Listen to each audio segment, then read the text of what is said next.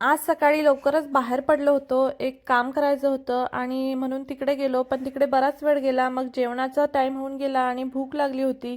मग थेट हॉटेलमध्ये गेलो जेवायला.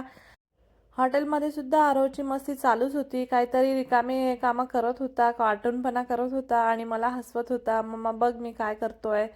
नंतर जेवण आलं आणि जेवण केलं मस्त. जेवण खरंच खूप छान होतं. आरवला पण भूक लागली होती. मग त्याने नूडल्स खाल्ले आणि नंतर आम्ही गेलो ग्रोसरी शॉपिंग करायला. तर इथं इंडियन स्टोअरमध्ये आलो होतो.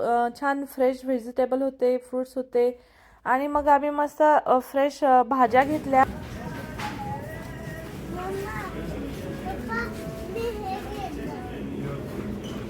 बाहेर कुठं गेलं की आरोहचं असंच चालतं. स्वतःसाठी जे लागतो ते उचलून घ्यायचं आणि थेट ट्रॉलीमध्ये टाकायचं.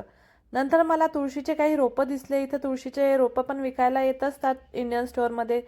आणि नंतर मला पण पाहिजे होतं म्हणून मी एक रोप घेतलं आणि नंतर घ्यायचं होतं इडली बॅटर. मग इडली बॅटर घेतलं.